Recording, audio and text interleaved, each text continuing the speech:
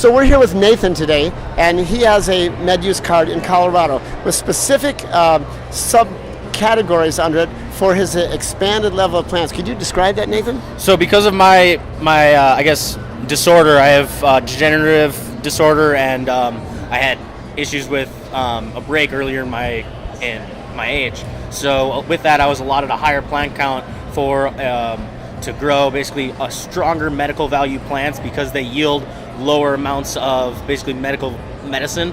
I'm now allowed to grow a higher plant count to kind of subsidize that amount of lower yielding medicine.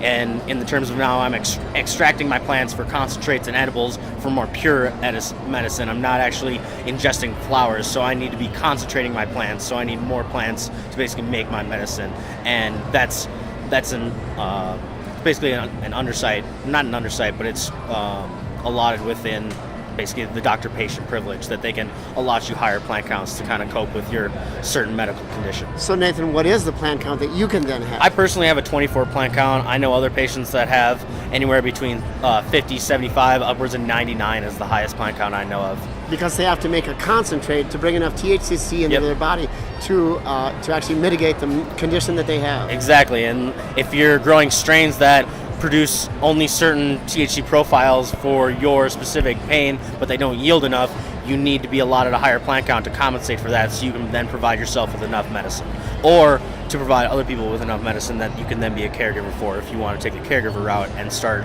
basically getting people under your license that allow you to grow their plants, so you can kind of expand your plant count under that.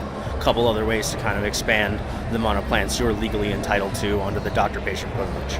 So here you see that in a medical use scenario, there are many subcategories that can create value, right? And, and the doctors can decide. Is it the doctor that's deciding? It's all the doctor. There's definitely more red flags raised between the doctor and the MED the higher the plant count goes, and you need more documentation to prove why you need higher plant counts. Actual records and such, doctoring exactly what you have to basically validate why you need that higher plant count. But anywhere between about a 24 and I believe 35 plant count margin is pretty open. Once you start exceeding those 50 plant counts, they really need pretty heavy documentation, or you need to be getting into those caregiver areas to start getting into those higher plant counts. Well, you really Nathan, need that strong medicine. Excellent. Well, Nathan, would you say then if you were going to be a caregiver and you were growing 24 plants for yourself and someone else, you could grow an amount for them, 6, 12, or 24? Yeah, if they're also a medical patient, so each medical patient is then allotted their medical 6 and then their 6 recreational, so then I'm allotted to grow their 12 plants on top of my count to expand that count to provide them their medicine. So they're no longer entitled to growing. I now control their medicine, and now it's my responsibility to provide them medicine in any way, shape, or form that it needs, whether that's edibles, concentrates, pure flower, any basically form of medicine they're looking for. As that caregiver patient privilege, it's now my responsibility to providing that. And then the government really isn't tracking them. Like when you have a dispensary, they have a barcode on the plant and the GPS on the plant. For you, not necessarily. No, not at all. I mean, this is definitely looked at as more of a gray area.